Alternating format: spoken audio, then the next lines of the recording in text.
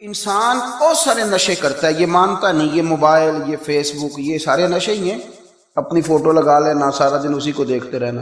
اور بڑے بڑے سیانے بندے جو وزادار ہیں، بڑے وزادار لوگ ہیں، لیکن وہ بھی سنجیدگی کے قائل نہیں، اس طرح کے نشوں کا شکار ہیں۔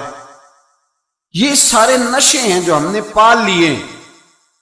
ہمارے صوفیاء، ہمارے بزرگ فرماتے ہیں کہ تم اس طرح کرو، اگر سارے نشوں سے بچنا چاہتے ہو تو سجدے کا نشہ شروع کرو، سجدے کا نشہ شروع کرو۔ یہ نا اقبال کہتے ہیں، عطار ہو، رومی ہو، رازی، آپ بات کو سمجھیں، عطار ہو، رومی ہو، رازی ہو، غزالی ہو، کچھ ہاتھ نہیں آتا بے آہ سحر گاہی۔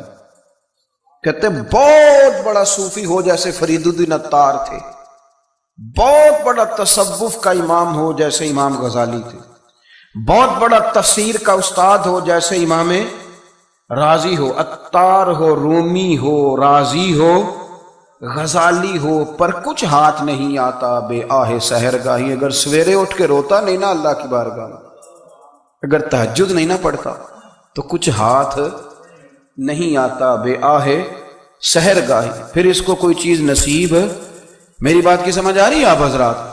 جب تک آپ سویرے نہیں اٹھتے، آپ اللہ اللہ نہیں کرتے، آپ کو نوافل کا چسکا نہیں، عبادت کا مزہ نہیں، فرمایا میری عبادت کرو، یہ شوق پیدا کرو، میں نے تمہیں پیدا کیا ہے۔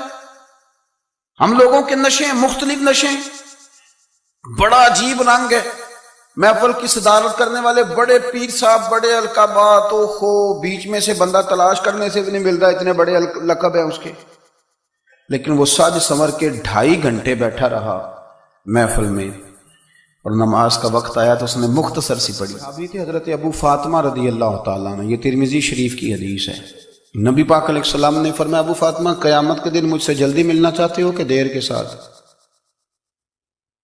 تو کہنے لگے حضور کون ہوگا جو دیر سے ملنا چاہے، ہم نے تو جان دے دی وعدہ دیدار پر۔ اعلیٰ حضرت فرماتے ہیں جان دے دی وعدہ اور نقد اپنا دام ہو ہی جائے گا۔ مجھے لگتا ہے کہ یہ سودا نقد و نقد ہو جانا ہے، چونکہ ہم نے جان دے دی وعدہ دیدار پر۔ آپ نے وعدہ کیا تھا کہ مریں گے تو پھر زیارت ہوگی، تو مر گئے ہم زیارت کی خاطر۔ جان دے دی وعدہ دیدار پر تو نقد اپنا دام ہو ہی جائے گا۔ اے رضا ہر کام کا ایک وقت ہے، دل کو بھی آرام ہو ہی جائے گا۔ تو حضرت ابو فاطمہ رضی اللہ تعالیٰ عنہ سے نبی پاک صلی اللہ علیہ وسلم نے فرمایا جلدی ملنا چاہتے ہو کہ دیر سے؟ اس کی حضور فٹافٹ ملنا ہے، میں نے قیامت کے دن آپ سے جلدی ملنا ہے۔ تو نبی پاک علیہ السلام نے فرمایا پھر اس طرح کرنا، دنیا میں رہ کے سجدے زیادہ کرنا، پھر سجدے زیادہ کرنا، قیامت میں ملاقات جلدی ہو جائے گی، قرب ملے گا تمہیں۔ حضرت ربیع کہتے ہیں میں بڑی دور سے سفر کر کے گیا حضرت اویس کرنی سے ملنے، بڑی دور سے، اور جب میں پہنچا تو فجر کا وقت تھا، تو حضرت اویس کرنی کو میں نے پا لیا، تو وہ نماز پڑھ کے نا قرآن شریف لے کے بیٹھ گئے۔ فرماتے ہیں اشراق چاشت کا وقت ہوا تو نفلوں کی نیت باندھ لی۔ محدث ابن الجوزی نے لکھا ہے، فرماتے ہیں پھر جب زوال کا وقت ہوا تو مسجد میں جھاڑو دینے لگ گئے۔ زور کی نماز پڑھ کے تو عصر کی تیاری تک وہ مسجد میں بیٹھے رہے، اور میرے نبی پاک علیہ السلام نے فرمایا جو نماز کے انتظار میں بیٹھا ہو وہ نماز ہی میں ہے، وہ نماز ہی میں ہے۔ فرمایا میری دنیا، میری امت کی جو رہبانیت ہے نا وہ اتنی ہے کہ نماز کا انتظار کرے، اذان کے بعد نماز کا یہ راہب ہے، یہ اس وقت چھوڑ کے بیٹھے ہیں سارا کچھ۔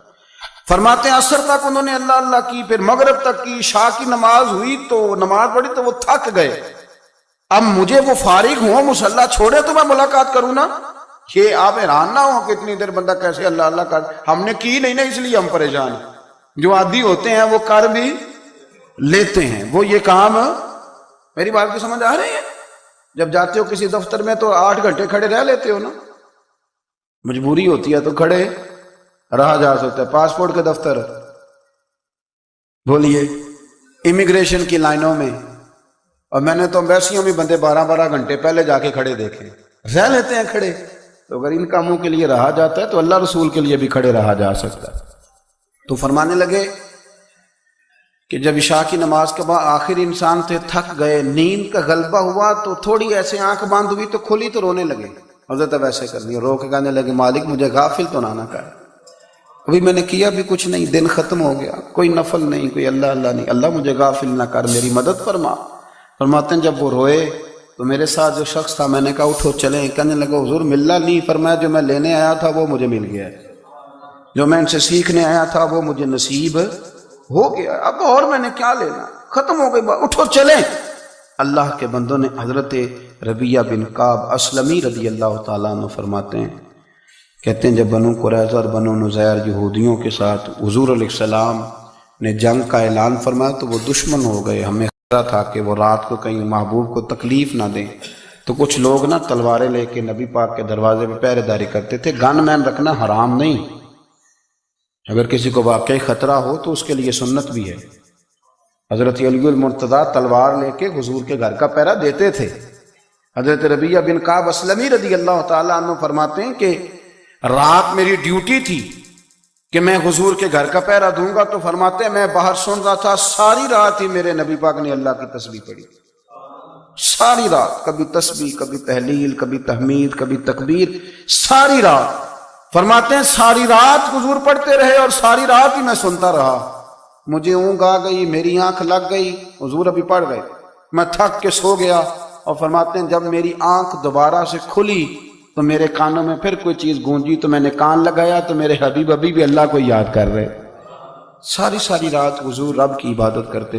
اسی لیے تو کہا یا ایھا المزمل قم اللیل الا قلیلا، حبیب ساری رات تو نہ جاگا تھا، تھوڑا آرام بھی کر لیے گا۔ میرے بھائی اپنا مصلح، اپنی عبادات، اپنے وظائف، اللہ اللہ جو آپ نے کسی سے سیکھی ہے اس کو کبھی کمزور نہ ہونے دیں۔